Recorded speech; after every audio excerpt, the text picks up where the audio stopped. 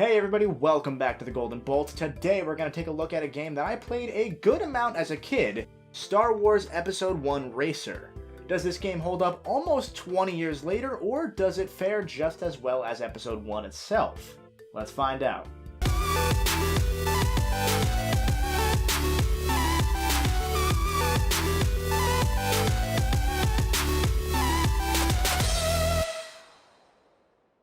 Did you ever hear the tragedy of Darth Plagueis the Wise? Okay, fine. I'll be serious this time.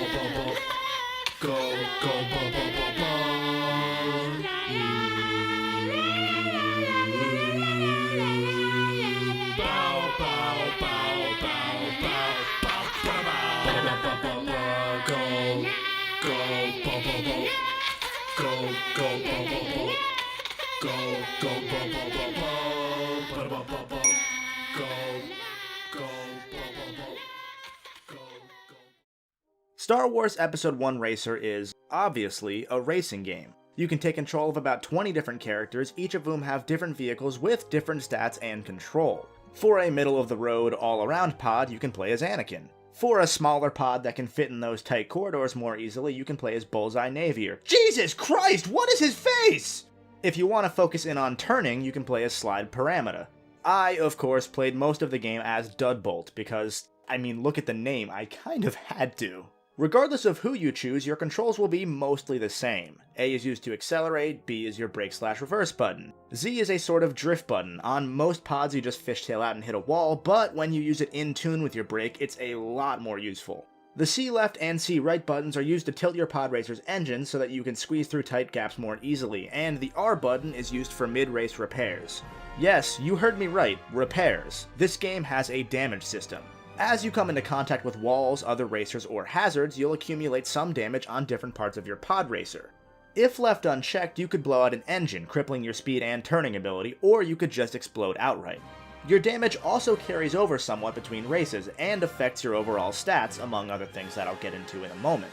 The catch with repairing your pod racer is that your ship's speed will be cut significantly while you're performing repairs, allowing other racers to catch up. The last major control feature is the boost. By tilting the control stick straight up while accelerating, you'll build up the boost meter on the right side of your screen.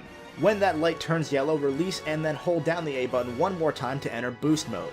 In boost mode, your top speed can almost double on average, at the cost of giving you less control and effectively guaranteeing death if you hit anything. And if that wasn't enough to keep your boost mode use conservative, this meter also now builds up as your overheat meter. If your ship overheats, it can cause major damage, or again, just kill you outright. Most of your time in the game is going to be in tournament mode, where you'll run through the 3 main cups, each of which have 7 tracks. All in all, there are 25 unique tracks in the game, spread among several different planets. Although unique might be stretching it a little bit, as any 2 tracks that are on the same planet probably share a good 30% of the course, usually around the start of the track. It's all in the name of adding some variety and length to the game, so that's not a big deal to me. What is a big deal is that the races are friggin' marathons. There are some shorter races sprinkled here and there, but by and large these will take you 7 or more minutes to do. This makes races vary from more boring than Episode 1 to more stressful than shooting a 2-meter wide exhaust port without your homing system. That's because this game has some of the worst rubber banding I have ever seen in a video game. Some tracks, I swear to God, you'll never see anybody except for when you're lapping the guy in last. That means you're sitting there for 7 minutes bored off your ass and holding A. I didn't know it was possible to be bored when you're moving at nearly the speed of sound between glacial canyons, but there you go. Other tracks, if you make a single mistake, you're not winning. As soon as you get overtaken on those ladder tracks, the racer ahead of you speeds up way more than he should possibly be able to and takes such a commanding lead that he disappears from existence, never to be seen again. You better put Bullseye Navier on a milk carton because that motherfucker is missing. There are some tracks where it's just flat out impossible to win with certain characters in my opinion. Dudbolt has top speed for days, but I had to switch to somebody else on the winding tracks because his turning is horrendous. Even then, if I made a single mistake, I would just start the race over because I knew if I didn't maintain a good lead, I was wasting my time. That just gets frustrating. For at least the first 2 cups, these issues aren't all that prevalent, and the game is quite enjoyable, if, again, a bit boring. The difficulty curves mostly naturally, with a few spikes to keep you on your toes, until the 3rd cup when things just go nuts on you. There are a ton of alternate paths that you can take on pretty much any track, with hidden shortcuts sprinkled pretty frequently as well. Each lap often really does feel like it's a new experience for this reason. I mean, look at this. This shortcut looks like it's death, and I only knew it was there because I had a hunch going by what a few crafty AI were doing. Episode 1 Racer really knows how to reward you for being curious. Of course, don't get too curious, you're still moving at 600 miles an hour. Curiosity killed the Gungan. Speaking of rewards, let's talk about one of the most surprising additions to this game, a full vehicle upgrade system. Winning races earns you Truggets, which you can either use at Watto's shop or the junkyard behind his shop to upgrade your pod's stats. The shop itself will charge you the regular price, but you can often find equivalent items out back for significantly cheaper at the cost of potentially being in worse condition.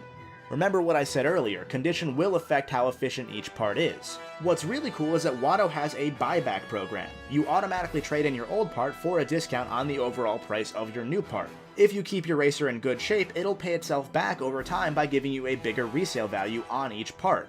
The junkyard will change some of its stock every race or so, but the shop has everything in stock at any given point. In addition to this, you can buy Pitchroids that'll help you repair your ship more and more quickly. You want to max out your Pitchroids immediately, it'll save you thousands of Truggets in the long run. This all adds up to make a remarkably deep and often deeply satisfying experience that's hampered by the hardware. I'll touch on some of this in the presentation section, but simply put, it's really hard to see what I'm doing sometimes.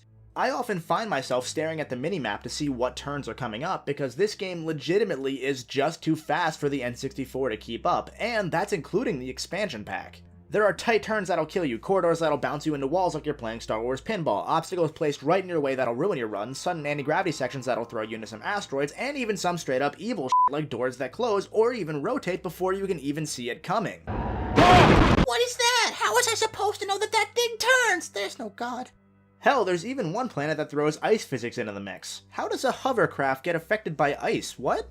I actually like this game a lot now that I've put time into it as an adult. However, the adult in me also sees what the kid in me saw. A game that focuses so much on substance that somehow it loses its style. Even shortening some of the longer races down to 2 laps or even 1 lap would have gone a huge way towards making this game feel less tedious. I very rarely had tense races where I was jockeying back and forth for first place like in the movie. Either I destroyed or I was destroyed by middle of the pack syndrome, and let me tell you, restarting a 10-minute race because I crashed on the 3rd lap going for a shortcut that only opens up in the 2nd lap is not my definition of fun. It's also not my definition of good design. Neither is making it so literally none of what I've told you so far is explained. If you don't have the manual for this game, you're as good as screwed. Trust me, I've been there firsthand. When it's good, it's really good, but there's simply a lot of bad here that I can't ignore just because sometimes I was having fun. Bronze Bolt. I'm just gonna come out with it on this one. This game is poorly optimized. For once, that's not actually the fault of incompetent developers. Rather, they may have been too competent. This game is immensely ahead of its time. The tracks are sometimes dynamic, there are environmental effects such as a dropship flying overhead. This game's sense of speed is ridiculous. Hell, this cartridge-based game has voice acting. It's not a full script's worth, but it's substantial, and most of these lines are optional. If you don't hold down Z while hitting the start race button, you wouldn't even know that there are hidden scenes where 2 racers insult one another before the race begins. Again, this is a game that is less than 30 megabytes in size. The browser or app you're watching this video on is likely triple that alone. If there's any game that has an excuse for its performance issues, it's this one. As with many late-era N64 games, there's an option to raise the texture quality if you have the N64's expansion pack. The textures already aren't super great at high res, so I don't even want to imagine what they'd look like at low res. Oh, hey, there's also an option to turn on lens flares. I might as well turn... Oh my god! To get a game that pushes the system's boundaries this much, you're gonna see some cutbacks. For example, the frame rate is atrocious at times, struggling to even hit 15 on some stretches of track. I died more times than I could count on some tracks due to the frame rate just tanking. At the very least, it tanks consistently in specific parts where the game uses more particle effects and whatnot, so you can prepare for it, I guess? The lighting on some stretches of track, or lack thereof, also killed me at times. And to go back to the story for just one moment, I wasn't kidding about how there's no story. You boot up the game and this happens.